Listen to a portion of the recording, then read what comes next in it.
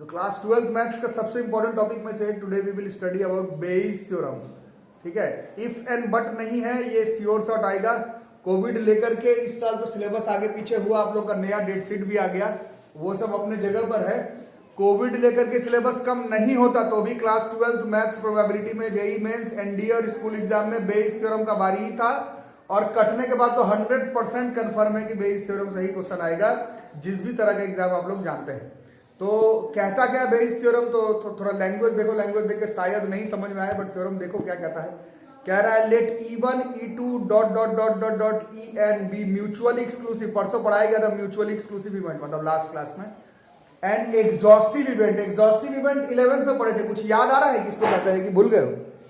Mutually exclusive तो याद आ रहा होगा। म्यूचुअली एक्सक्लूसिव में इंटरसेक्शन करने पर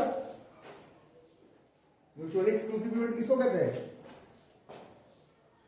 अरे आज ही कल तो पढ़ा है, जिसका इंटरसेक्शन 5 हो, मतलब दो इवेंट के बीच में अगर कोई इंटरसेक्शन नहीं हो तो उसी को म्यूचुअली एक्सक्लूसिव कहते हैं। सेकंड क्लास और फर्स्ट क्लास जानना जरूरी है, तभी थर्ड क्लास पढ़ेंगे। मैथ्स का क्लास है ये, पहला दोनों लेक्चर नहीं पढ़ा हुआ तो पहले पढ़ो, उसके बाद। तो E1 E2 dot dot dot dot EN जो है वो कैसा इवेंट है? म्यूचुअली एक्सक्लूसिव है।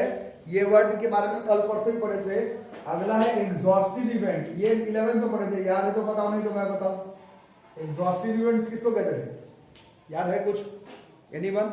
नहीं याद है तो सबका यूनियन करने पर पूरा सैंपल स्पेस आ जाना चाहिए, उसी को हम लोग एग्जॉस्टिव इवेंट्स कहते हैं, है ना। एक्सक्लूसिव इवेंट, म्यूचुअली एक्सक्लूसिव मतलब इवेंट्स के बीच में इंटरसेक्शन नहीं होना चाहिए। एग्जॉस्टिव इवेंट्स है कि ये E1 E2 E3 सबको जब जोड़ोगे, यूनियन करोगे तो पूरा सैंपल स्पेस कवर होना चाहिए, सैंपल स्पेस का कोई एलिमेंट छूट नहीं जाना चाहिए। ऐसे इवेंट्स को हम लोग एग्जॉस्टिव इवेंट कहते हैं। तो बेइस थ्योरम क्या है नहीं है वो आगे समझते हैं। पहली बात तो काम तब करेगा जब E1 E2 E3 dot dot dot dot mutually exclusive and exhaustive events होगा। पहला बात तो ये हो गया, और ये सब का सब एसोसिएटेड होगा विथ रैंडम एक्सपेरिमेंट, किसी एक रैंडम एक्सपेरिमेंट के साथ ये सब जो है वो एसोसिएटेड होगा।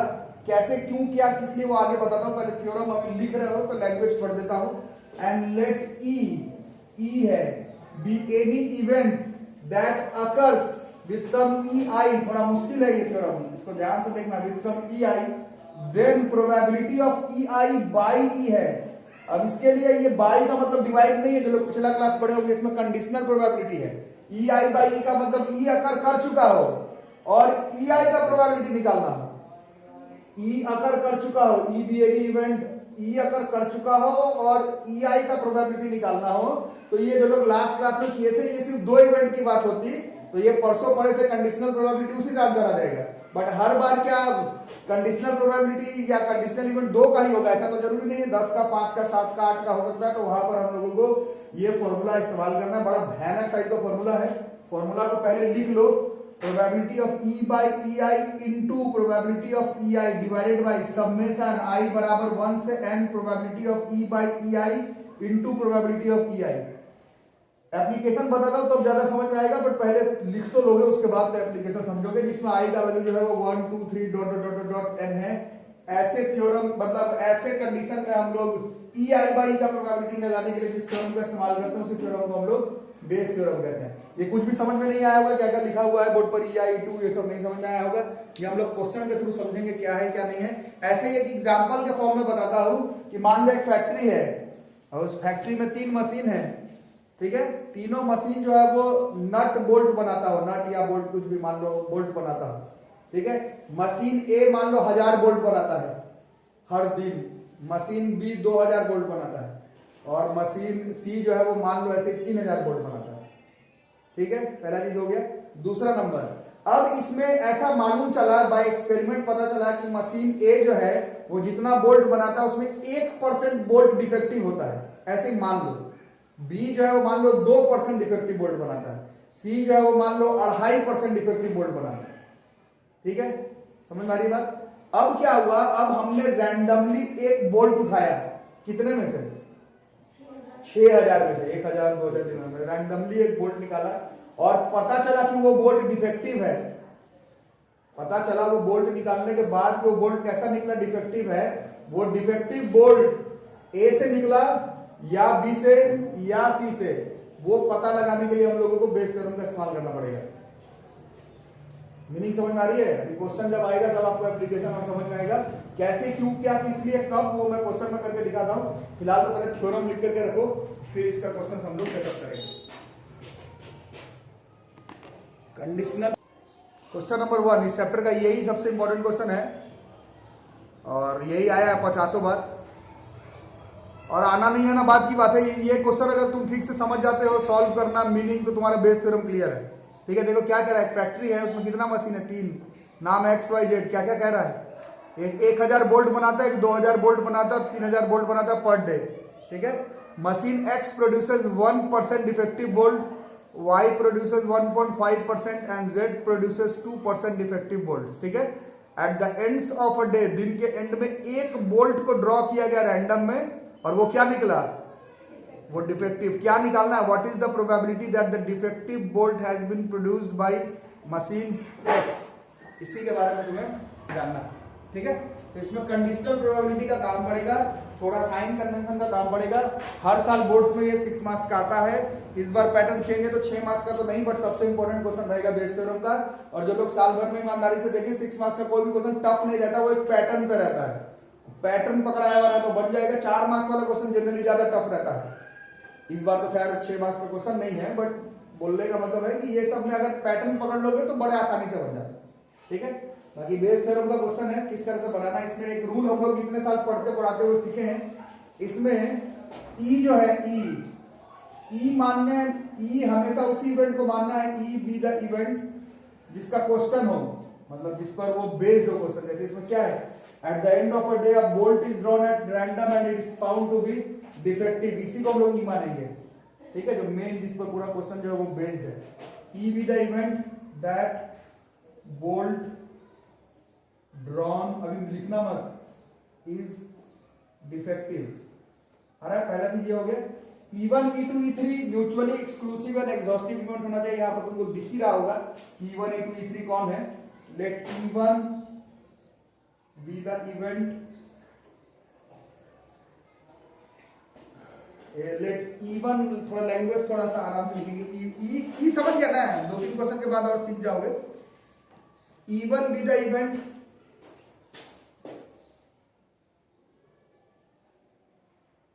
of bolt drawn from machine X। जो लोग कंडीशनल प्रोबेबिलिटी का क्लास किए तो उनको मालूम होगा, इसमें लैंग्वेज नहीं लिखने पर क्वेश्चन तुम सॉल्व नहीं कर पाओगे। हैं? अच्छा, E1 be the event of bolt drawn from machine X। ठीक है, इसका प्रोबेबिलिटी हमेशा मेंशन रहेगा। इसमें देखो, बताओ टोटल बोल्ट कितना था, 6000 में से बोल्ट मशीन X में से निकला, उसका प्रोबेबिलिटी कितना हो जाएगा। मशीन X कितना बोल्ट बना रहा था, 1/6। ये क्लियर हो गया। ठीक है, उसी तरह से E2 be the event of bolt drawn from machine Y, इसका प्रोबेबिलिटी कितना हो गया, 2/6 ना, 2/6 वो काटने का बाद में करते हैं ना। E3 be the event of bolt drawn from machine Z, ये कितना हो गया, ये हो गया 3/6। पहले सही बना रहा कि गलत, वो पहले क्लियर कर लेना। म्यूचुअली एक्सक्लूसिव है, इन सब में थोड़ी इंटरसेक्शन है, और एग्जॉस्टिव होना चाहिए। सबको जोड़ोगे तो 1 आ जाना चाहिए।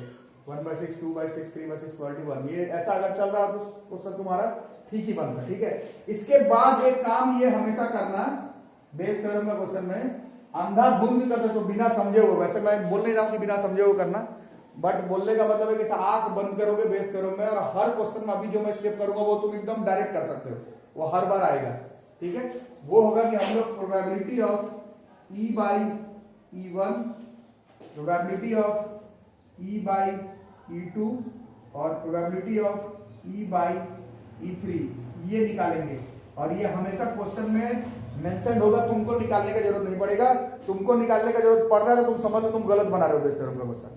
ठीक है, अब कंडीशनल प्रोबेबिलिटी जो लोग क्लास के थे इसका मीनिंग बताना। E by E1 का मतलब क्या होता है, E1 अगर कर चुका, चलो, और किसका प्रोबेबिलिटी निकालना है, E का। और E1 क्या था, मशीन X से निकाल रहे हो। ये E by E1 का मतलब ये अगर कर चुका है क्या, कि जो तुम बोल्ट चुने हो वो मशीन एक्स में से निकला है, और प्रोबेबिलिटी निकालना है किसका, ई का। ई का मतलब ई be the event that the bolt drawn is defective. तोड़ के बोलो इसका क्या मतलब हुआ। ई बाई वन मतलब E1 अगर कर चुका है मतलब बोल्ट ड्रॉ कर चुके हैं मशीन एक्स से, तुम प्रोबेबिलिटी बताओ कि वो डिफेक्टिव होगा।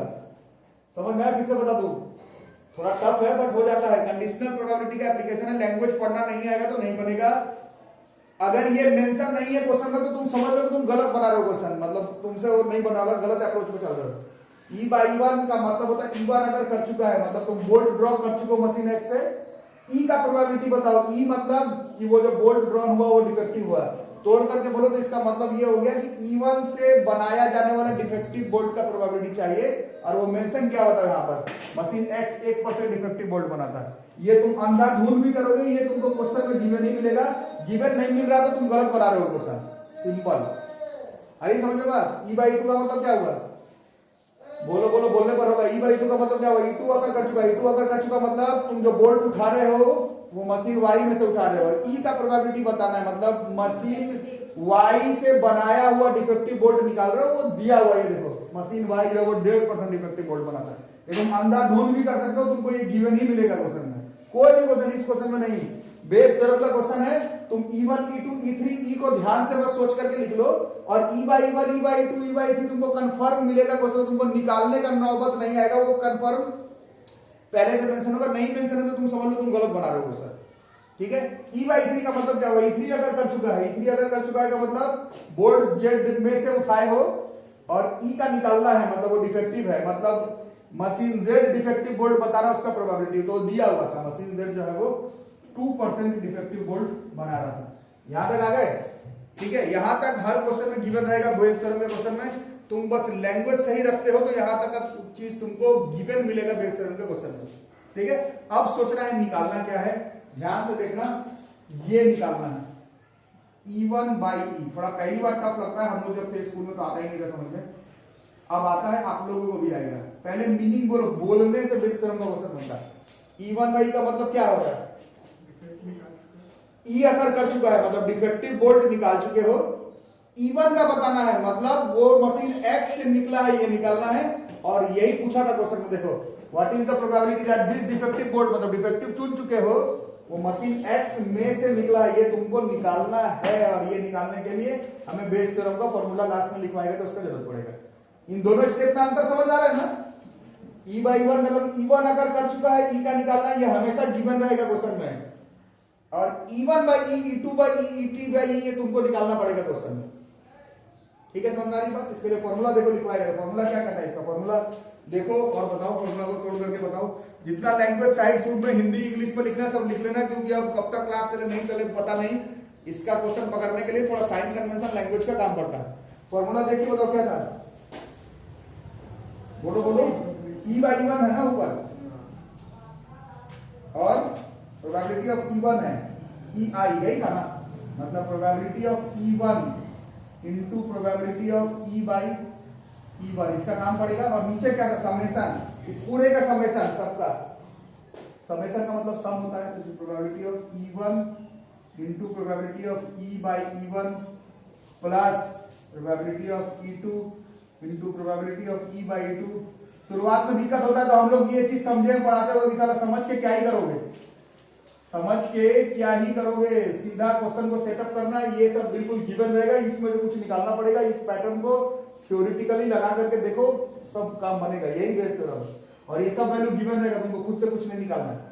E1 कितना है, दिस इज 1/6, और E बाई 1 कितना है यहाँ पर था, तुमको निकालना पड़ गया तो तुम समझ लो कि गलत बना रहे हो बोयस थ्योरम का क्वेश्चन। ये हम लोग स्कूल टाइम से सीखे हैं कि प्रोबेबिलिटी का बाकी 9, 10, 11, 12 में सोच के, इसमें तुमको सोच रहे हो और निकाल रहे हो तो फिर तुम गलत बना रहे हो। बोयस थ्योरम में सब कुछ गिवन रहता है, बस लिखने का देरी है कि E कौन है, E1 कौन है, E2 कौन है, E3 कौन है, E बाई 1 कौन है, E बाई 2 कौन है, E बाई 3 कौन है, उसके बाद तुम्हारा काम खत्म। फॉर्मूला बोलो इसमें, और क्या, 1/6 इंटू 1/100 प्लस 2/6 इंटू 1.5/100 और 3/6 इंटू 2/100। जोड़ घटा तो कर लोगे, बताओ कितना हुआ। ऊपर है 1/600, नीचे 1 और 3 4 प्लस 6 10/600, क्या इसका आंसर आ गया 1/10 और यही इस क्वेश्चन का आंसर है। यही बेस थ्योरम है। इसी तरह से तुमको क्वेश्चन को अप्रोच करना है और बेस थ्योरम बोर्ड्स के एग्जाम में और जेईई और एनडीए में 100% कंफर्म में पूछा जाएगा एग्जाम। ठीक है, समझ आ रही बात? ठीक है, बनाओ।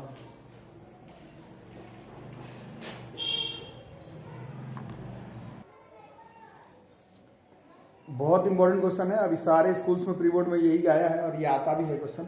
अ doctor is to visit a patient from past experience it is known that the probabilities that he will come by train comma bus comma scooter और बाय कार आर रिस्पेक्टिवली 3/10, 1/5, फिर 1/5 एंड 2/5। ठीक है, 3/10, 1/5, 1/5 एंड 2/5। ये थोड़ा सा गलत data लग रहा है। 3/10, 1/5 के बाद 1/10 है।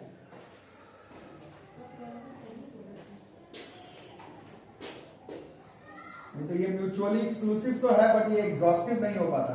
अब चेक कर लेते हैं कि ऐसा हो रहा है ना। 3, 2, 5, 1, 6 और 4 इससे निकालने को 10/10 या 1 हो जाएगा। ठीक है, ये हो रहा है।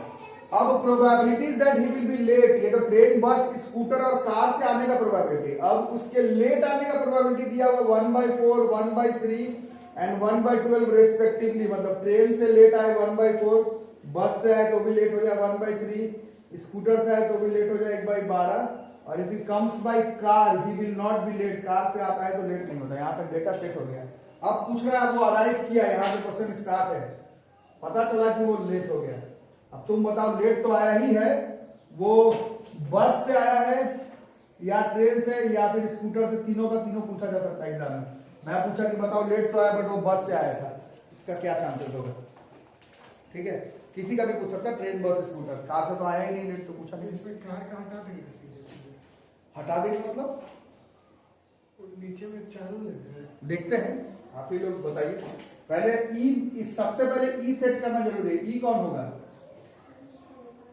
Late E be the event, बोलो यही बस ई सही रखोगे तभी क्वेश्चन बनेगा। E be the event of him arriving, क्या? When he arrives he is late, यही ई होगा। ये समझने का ट्राई करो। ई ही जब तक नहीं ठीक होगा तब तक पूरा क्वेश्चन नहीं बना पाओगे इस तरह।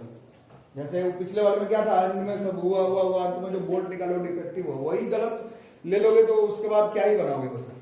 अब E1, E2, E3 पहले सेट कर लो। E1 क्या होगा?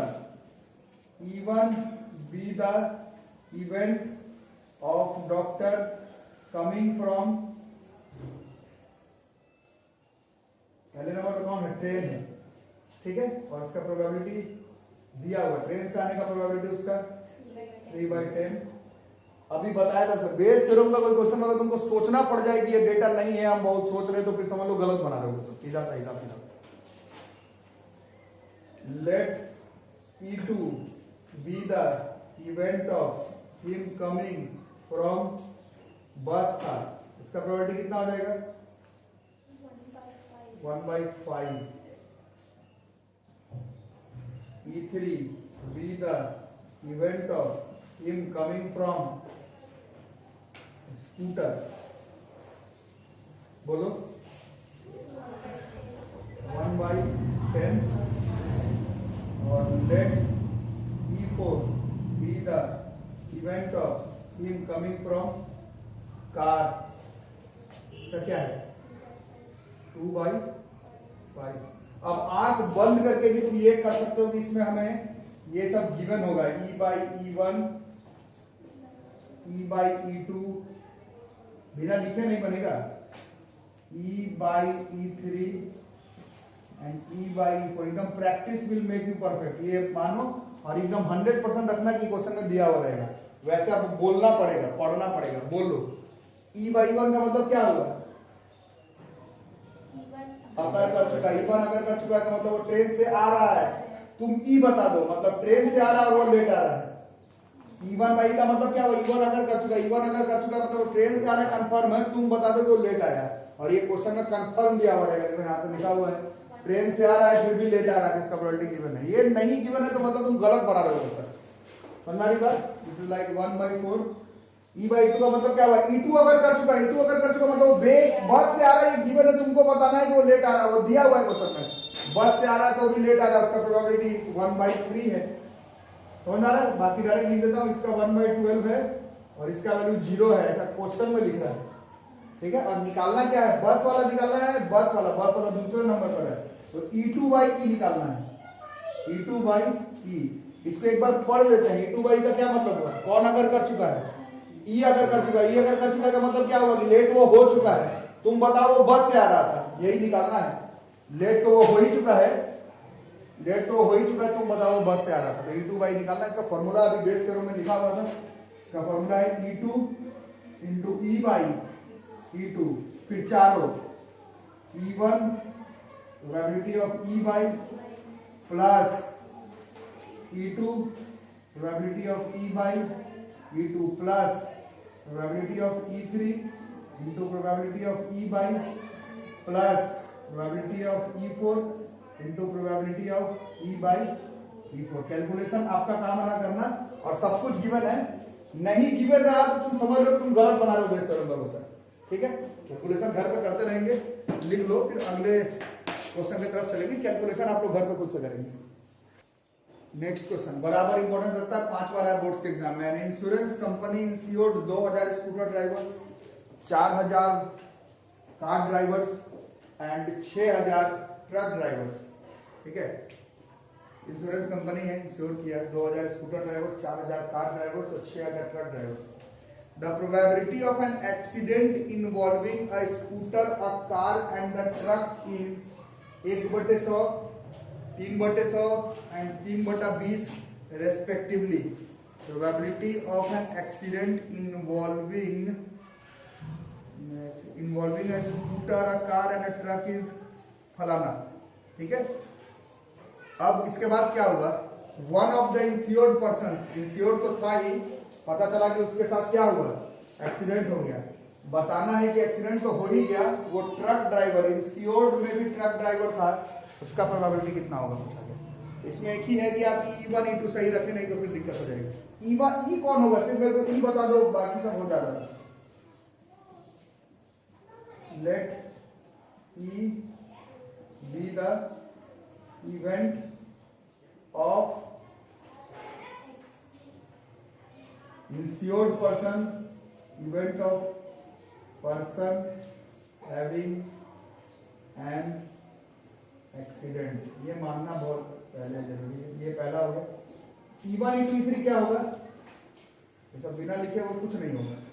E1 be the event of ensuring, insurance करवाया है किसका, ऑफ स्कूटर ड्राइवर, इसका प्रोबेबिलिटी कितना है कि जो मैंने इंश्योरेंस करवाया वो स्कूटर ड्राइवर का इंश्योरेंस करवाया है, बताओ कितना है, स्कूटर ड्राइवर कितना है, स्कूटर ड्राइवर और टोटल कितना है, 2 4 6 6 12 है, तो 2/12 है ना। फिर E2 be the event of ensuring of, दूसरे नंबर पर कार ड्राइवर, बोलो 4/12, और E3 be the event of ensuring a truck driver, this is 6/12। यहाँ पर रुक करके थोड़ा सोच लेना, हड़बड़ाना मत, जोड़ के देख लेना, 2 4 6 6 12/12 1 आ रहा है, मतलब एग्जॉस्टिव इवेंट है, और ये सब ऑब्वियस है कि म्यूचुअली एक्सक्लूसिव है, दोनों में क्या इंटरसेक्शन होगा, उसका एक्सीडेंट उसका एक्सीडेंट, ठीक है। यहां तक अगर रुक करके 10 सेकंड सोच लो कि यहां तक सही है, तो इसके बाद हम झटके कर सकते हो, ये E/E1, ये E/E2 और ये E/E3, आंख बंद करके लिख सकते हो कि क्वेश्चन में गिवन होगा, लेकिन लैंग्वेज पढ़ना पड़ेगा। अब लैंग्वेज पढ़ो, E/E1 का मतलब E1 अगर कर चुका है, E1 अगर कर चुका है का क्या मतलब होता है कि वो स्कूटर ड्राइवर को इंश्योर्ड किए थे और उसके एक्सीडेंट हो गया, और इसका प्रोबेबिलिटी दिया हुआ है, probability of an accident involving a scooter driver is 1/100। Accident नहीं, इंश्योर्ड है गिवन और उसका एक्सीडेंट हो रहा है, का प्रोबेबिलिटी दिया हुआ है, इंश्योर्ड आदमी का भी एक्सीडेंट हो गया, उसका प्रोबेबिलिटी 1/100। बोलो कोई दिक्कत, ये मेंशन रहेगा, ये मेंशन नहीं रहेगा तो समझ लेना कि गलत बना रहे। ये वाला जो है 3/100, ये वाला जो है 3/20। इसमें मत घबराना, इन तीनों का जोड़ कोई नहीं बोल रहा है म्यूचुअली एक्सक्लूसिव होगा एग्जॉस्टिव होगा, इससे नहीं, इससे मतलब है। ठीक है, निकालना क्या है, E3/E निकालना है। एक बार मेरे बोलने पर नहीं, एक बार कंफर्म कर लो। E3/E को लैंग्वेज पढ़ लो, लैंग्वेज पढ़ने पर हो जाएगा। E3/E का मतलब क्या हुआ, बोलो बोलो, बोलने पर होगा। E3/E मतलब E अगर कर चुका है, E अगर कर चुका है का मतलब एक्सीडेंट हो चुका है, तुमको प्रोबेबिलिटी बताना है कि वो ट्रक ड्राइवर का हो, और यही निकालना है। देखो, one of the insured participates with an accident, ये हो चुका है, तुमको बताना है कि वो ट्रक ड्राइवर का है। E3/E निकालो। ठीक है, समझ में आ रही बात। समरी क्या सीखे, E दिया हुआ रहेगा, E1 दिया रहेगा, E2 दिया रहेगा, E3 दिया रहेगा। Probability of E1, probability of E2, probability of E3 का जोड़ जो है वो बना जाएगा। E/E1, E/E2, E/E3 कंफर्म दिया हुआ रहेगा, और फिर तुमसे या तो E1/E या E2/E या E3/E का प्रोबेबिलिटी निकालना पड़ेगा, और कोई भी चीज तुमको खुद से नहीं निकालना होगा, क्वेश्चन में कंफर्म मेंशन होगा। ठीक है, बाकी इसका फॉर्मूला तो हम लोग देखें, दिस क्या है, E3 E/I E1 E/E2 E/E2 E3 E/E3। Calculation करोगे खुद से और बताओगे आंसर। अब ये चैलेंजिंग क्वेश्चन है। देखो, अभी बात जो लोग क्लास में लोग से हो रहा था, 6 नंबर वाला जिसमें क्वेश्चन रहता है, और टू बी फेयर पूरे 11th-12th में जो 6 नंबर या क्वेश्चन रहता है वो थोड़ा ठीक रहता है, वो थोड़ा लंबा जाता है, पर वो पैटर्न पे रहता है, पकड़ा जाता है, ये करने पर आंसर आ जाएगा। इस तरह का क्वेश्चन टफ हो जाता है। देखो क्या कह रहा है, मैन है is known to speak the truth, सच बोलता है 4 में से 3 बार सच बोलता है। ठीक है, अब वो क्या किया, वो एक डाई उछाला और रिपोर्ट किया कि भाई 6 आया है। बताओ सच में 6 आया था क्या, मतलब बताओ कि सच में 6 आया था, उसका प्रोबेबिलिटी कितना होगा। क्वेश्चन समझ आ रहा है, एक आदमी है 4 में से 3 बार सच बोलता है, एक डाई उछाला और 6 आ गया, तुमको प्रोबेबिलिटी बताना है, सच में 6 आया था, उसका प्रोबेबिलिटी बताना है कितना होगा। ठीक है, तो इसको आगे पीछे करके प्रोबेबिलिटी के बाकी रूल से थोड़ा सोच समझ के इधर उधर करके बना सकते हैं, बट बेस थ्योरम से तरीके से बनेगा ये। ठीक है, बेस थ्योरम में E पहचाना रहता है, late E be the event of him reporting, यही ना था, of him reporting that the die occurring is 6, ये E है। ठीक है, E1 E2 थोड़ा सोच के करना पड़ेगा। E1 be the event of getting a 6,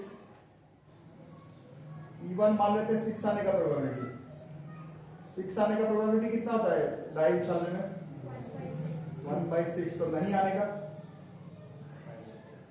E2 be the event of not, और भी तरीके से बन जाएगा, बट बेस थ्योरम से कर रहे हैं। 6 नहीं आने का कितना हो गया, दिस इज 5/6, तो ये दोनों का जोड़ जो है वो 1 आ रहा है, तो ये ठीक है। सच बोलना और झूठ बोलना 3/4 1/4 भी मान सकते हैं, वहां से भी आएगा आंसर। ठीक है, बट ऐसे बड़ा आसान है करना, इसमें फिर अंधाधुंध अभी क्या पता है, E/E1 और E/E2 लिख कर के बैठो और मान के चलो कि ये जरूर गिवन होगा क्वेश्चन में। ठीक है, अब देखते हैं क्या। E/E1 का मतलब E1 अगर कर चुका है, E1 अगर कर चुका है का मतलब 6 आ चुका है, और E का मतलब कि वो बोल रहा है कि 6 आया, इसका क्या मतलब हुआ कि वो सच बोल रहा है। मीनिंग समझ में आया कि फिर से बता दूं, E/E1 का मतलब E1 अगर कर चुका है मतलब 6 आ चुका है, तुम प्रोबेबिलिटी बताओ कि वो लड़का बोल भी रहा है कि 6 आया है, 6 आया है और वो लड़का बोल भी रहा है कि 6 आया, मतलब वो सच बोल रहा है, और वो दिया हुआ है यहाँ पर 4 में से वो 3 बार सच बोलता है। ये जो है वो 3/4 होगा। ये कभी तुमको निकालने का जरूरत पड़े तो समझ लेना गलत बना रहे हो बेस, ये हमेशा गिवन रहता है। उल्टा इसको तुम 1/4 और 3/4 करके भी बना सकते हो, उससे भी सेम ही आंसर आएगा। E/E2 मतलब E2 अगर कर चुका है, E2 अगर कर चुका है का मतलब 6 नहीं आया है, बट E आ रहा है, मतलब वो बोल रहा है 6 आया है, मतलब वो झूठ बोल रहा है। और 4 में से 3 बार सच बोलते हैं तो झूठ बोलने का प्रोबेबिलिटी ऑटोमेटिकली 1/4 हो गया। और निकालना क्या है, तो E1/E निकालना है, मेरे बोलने से नहीं, एक बार पढ़ लो। E1/E का मतलब क्या हुआ, क्या अगर कर चुका है, बोलो। E अगर कर चुका है मतलब 6 आ चुका है, और E1 मतलब नहीं, ई अगर कर चुका है तो मतलब 6 आ चुका नहीं, ई अगर कर चुका है तो मतलब वो बोल रहा है कि 6 आया है, और इवन का बताना है कि सच में 6 आया है। ध्यान से देखो, यही निकालना है, what is the probability that it is actually a 6। वो रिपोर्ट कर चुका है 6 आया है, तुम बताओ सच में 6 आया है, तो इवन बाई निकालना है। तो दिक्कत बोलो, प्रॉब्लम। बेस थ्योरम का फॉर्मूला आपको और मेरे को मालूम है, E1 E by E1 E1 E by E1 E2, probability of E by E2। Copy का क्वेश्चन, जो मेरे साथ जुड़े हुए हैं, कॉपी का क्वेश्चन सबको क्लियर होना चाहिए। कैलकुलेशन घर पर करते रहना। इस पर नेक्स्ट राउंड का नेक्स्ट टाइप तो नहीं है, टाइप ऐसा ही है, नेक्स्ट जो क्वेश्चन है उसको कल करते हुए बेस थ्योरम हम लोग खत्म कर लेंगे।